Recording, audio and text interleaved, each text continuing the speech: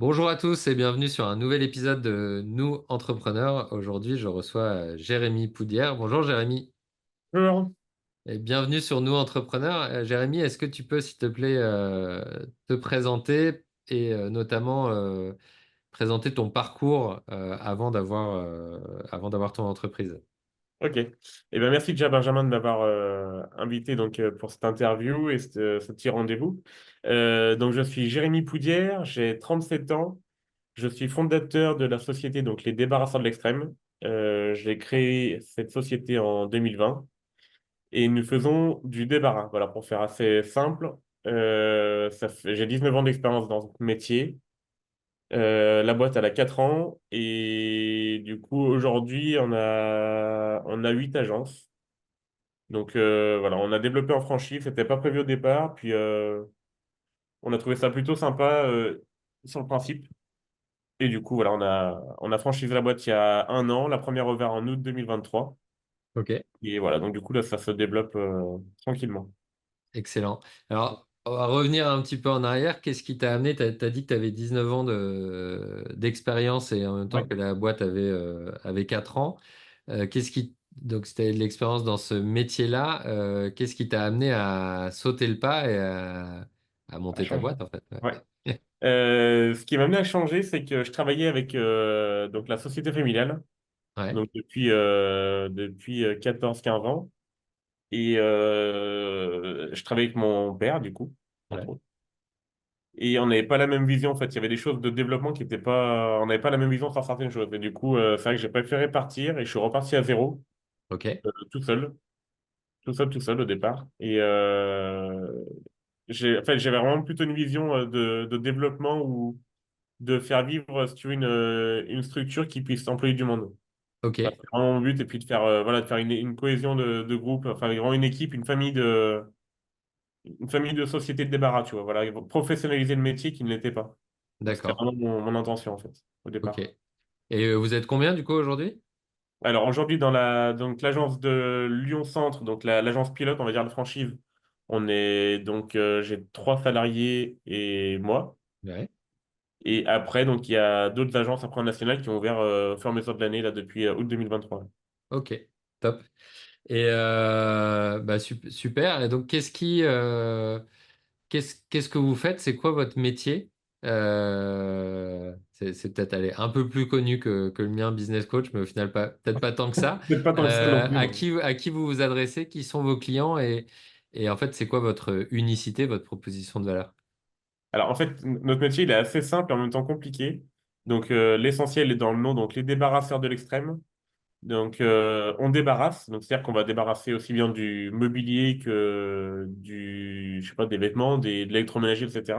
On Ok, débarrasse tout et de l'extrême parce qu'on fait extrêmement compliqué ou extrêmement simple. Si tu veux, on n'a pas de jugement ni de quantité, ni de ce que ça peut être si c'est insalubre, etc. Et c'est vrai que du coup, nos clients sont assez variés. C'est-à-dire qu'on peut aller du simple bureau administratif ou d'une société, d'un particulier que pour des mandataires judiciaires à la protection des majeurs, les tutelles, les curateurs. Enfin, ouais, vraiment, on a vraiment tout type de clients. Il n'y a pas de. On fait tout, quoi. Vraiment, clairement, on fait tout. ok. Et on Des débarrasse. décès, j'imagine aussi, On non? fait aussi, ouais, après des successions, lors de vente, de vente immobilière. Enfin, on fait vraiment après locataire. On fait tout. Ouais. Ok. Voilà. On débarrasse, puis on fait pas que ça, en fait. On nettoie, on peut faire de la petite démolition. Voilà, c'est assez varié, quoi. Ah ok, d'accord. Donc vous débarrassez, vous nettoyez et parfois un peu de Voilà. BTP, On quoi. peut faire Ok. un peu des deux et on a une spécialité après qui est le Diogène, donc le syndrome de Ouais. Diogène. Je sais pas si tu connais un petit peu, mais c'est tout ce qui est accumulateur compulsif ou la silogomanie, voilà les choses un peu spécifiques.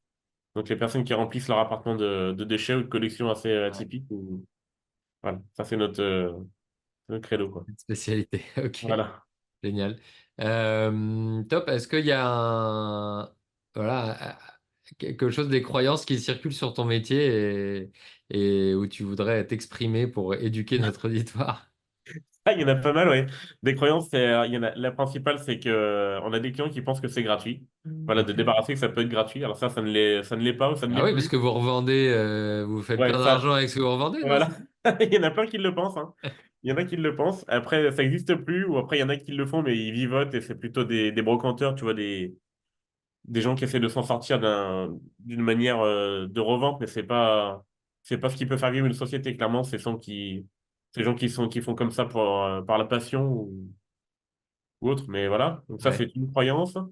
Une autre croyance, c'est qu'on peut être assimilé un peu à des voyageurs ou un peu des manouches, tu vois, dans l'idée que on récupère de la ferraille, etc. Alors enfin, c'est pas notre métier de base, quoi. On fait vraiment que du débarras et nous, tout est payant. Donc, il y a pas de surprise, quoi. Il y a pas de, tout est acté, tout est sur devis, tout est vraiment D'accord, défini. c'est quoi? C'est au mètre cube Voilà, c'est au volume, et c'est à l'accès si c'est un étage sans ascenseur avec, voilà, si c'est propre, si c'est sale, D'accord.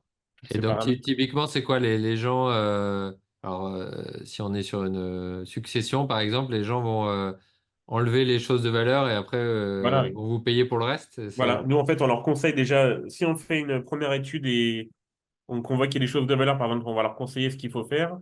Donc, leur conseiller des commissaires-priseurs ou de revendre par leurs propres moyens. On va leur dire un petit peu la valeur si on arrive à leur juger un peu ce qu'il faut. Et sinon, après, bah, le cas, effectivement, c'est que nous, on estime le devis sur le volume et on leur fait le devis sur ce qu'il y a à faire. Ok, Voilà. très bien. Et alors, c'est un. Donc, tu disais que tu vous développez depuis un an en franchise. Oui. C'est-à-dire qu'il y a une dynamique positive du secteur ou quelle est la dynamique du secteur et comment est-ce que vous vous y adaptez? Qu'est-ce que ça fait pour Alors, vous? c'est vrai on a développé en franchise. Au départ, c'était pas prévu. Mais en fait, donc quand j'ai commencé en 2020, j'ai commencé à avoir des demandes un peu en national à droite à gauche. Et ça commençait à faire beaucoup de kilomètres et je pouvais pas être de partout. Surtout qu'au départ, j'étais tout seul. Donc, on s'est dit, mais en fait, du coup, on va essayer de voir si l'étude de marché en national, voir ce que ça dit. Et effectivement, on s'est rendu compte qu'il y avait un besoin parce que le métier n'est pas structuré ni professionnalisé, hein. Clairement, c'était une catastrophe. C'est un peu comme ton métier, je pense, où il y en a qui doivent se dire qu'ils peuvent être coach si tu veux, alors que ils peuvent pas, tu vois, c'est vraiment il y a des bases à apprendre. Là, c'est comme le débarras, on peut pas être débarrasseur et puis vider dans la nature comme il y en a, ils le font, etc. Donc, nous, il y a le suivi du déchet, il y a vraiment une logique. Et donc, c'est vrai que du coup, on a vu qu'il y avait une espèce de brèche ou une faille ou une niche, si tu veux. Et quand on a commencé l'étude de marché, en fait, c'est vrai que du coup, on a commencé l'étude de franchise et on s'est rendu compte qu'il y avait du client et du candidat potentiel.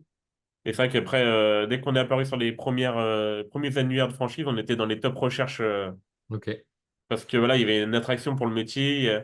On est un peu dans l'écologie, tu vois, dans le traitement des déchets, le recyclage. On est un peu dans la seconde main. Voilà, c'est un peu tout est lié, si tu veux, avec l'air du temps, quoi.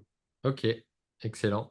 Et alors, c'est intéressant parce qu'au final, en assez peu de temps, tu as vécu ton métier en tant que salarié, tu as vécu ton Ouais. métier avec une première agence et puis maintenant tu es en franchise. C'est le même métier ou quels sont les... Est-ce que tu as l'impression de faire plusieurs métiers? Est-ce que tu Ouais, peux c'est ça. en dire un peu plus? Ouais, c'est clair que là, bah, je suis passé sur tous les postes, on va dire. Donc, je suis passé du poste du deviseur à celui qui conduit les camions, à poser des bennes, à démonter des meubles, à charger, décharger. Enfin, c'est vrai que j'ai fait tous les postes, tous les stades. Et c'est vrai que c'est très compliqué, en fait. C'est un peu, je trouve que c'est ce qui est compliqué aujourd'hui dans l'entrepreneuriat, peut-être, c'est de dire que faut savoir tout faire. Et en plus, si tu sais pas le faire, eh ben, tu peux être, si tu as des salariés après, tu peux être jugé par ton salarié, tu vois. Si tu si t'as plus la compétence de le faire, c'est plus bon, quoi. Ok. Honnêtement, je pense que c'est ça la faille. Ouais. Et comment est-ce que tu gères ce dilemme-là? Parce qu'en même temps, tu as 8 agences, dont en franchise, etc. Oui, Même ne serait-ce que légalement, tu n'as pas le droit d'aller faire des choses chez tes franchisés, etc. Donc comment c'est est-ce ça. que tu gères ce dilemme du faut savoir tout faire, mais en même temps, faut déléguer? C'est ça, faut déléguer. C'était le plus dur pour moi parce qu'au départ, j'y arrivais pas. Ok, Et après, bah, tu apprends, c'est vrai que tu te fais aider un petit peu. Et puis tu apprends sur toi. Il faut prendre sur soi déjà. Et puis, faut faire confiance. En fait, je pense que c'est le plus dur quand tu crées ta boîte, c'est d'arriver à faire confiance aux gens sur ce qu'ils vont faire avec tes choses.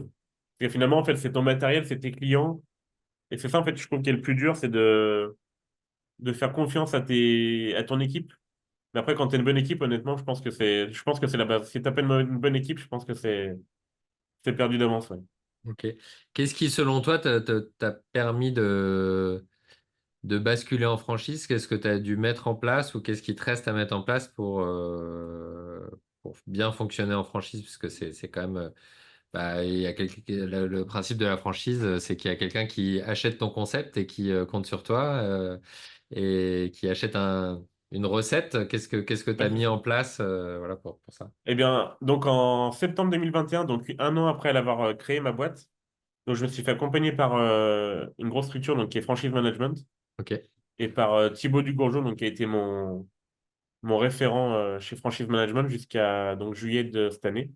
ok, Et c'est vrai qu'on a revu tous les process. Donc, si tu veux, en fait, tu remets à plat tout ton métier du début jusqu'à la fin. C'est-à-dire que tu revois tout, tu revois le logo, enfin, tu revois même ouais, le nom où il a failli changer parce qu'il a fallu faire une étude. Donc, le nom, la charte graphique, les process même d'intervention, tout, en fait, tu revois tout le. En fait, tu repars à zéro, quoi, carrément. Donc, c'est vrai que ça fait un gros chamboulement parce que tu te demandes où tu vas et ce que tu fais. Tu dépenses beaucoup d'argent aussi, ouais, surtout. Et au final, bah, après, t'as quelque chose de différent. Et c'est vrai que des fois, tu te poses les questions, est-ce que tu as fait les bons choix? Est-ce que c'est une bonne idée d'avoir fait ça? Est-ce que tout seul, j'aurais pas été bien jusqu'à jusqu'à ma retraite? C'est toutes ces questions que tu te poses, c'est vrai. Mais au final, c'est quelque chose d'assez. C'est un peu un challenge aussi. Et ouais, du coup, on a monté vraiment des process partout. On a travaillé avec des équipes, on a fait des réunions, des fois, on était une quinzaine. ok, Donc en visio, et tu te dis, mais là, tu te demandes ce que tu fais ici, tu vas oublier du truc, alors qu'on faisait du débarras seulement, tu vois. Mais c'était assez sympa, ouais. Donc, du coup, on a vraiment, avec les équipes, on a fait vraiment des trucs cool.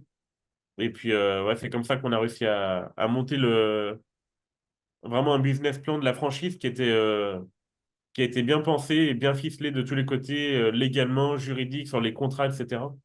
Donc, c'est vrai qu'on a fait un gros, gros pas en avant, là-dessus, quoi. ok, top.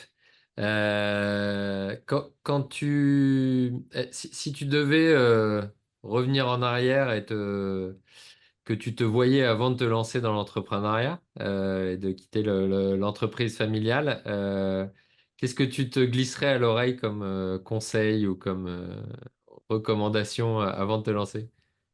Qu'est-ce que je me dirais? Là, franchement, c'est une bonne question.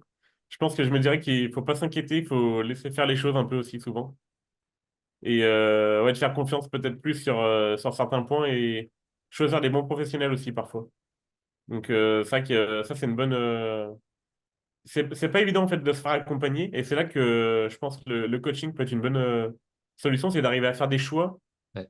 et tout vient de soi-même en fait. Tu vois, ça vient pas forcément du pro, en fait, il y a le perso qui joue et quand on vient à penser le week-end ou la nuit quand tu dors à des trucs pro, c'est que c'est pas bon quoi.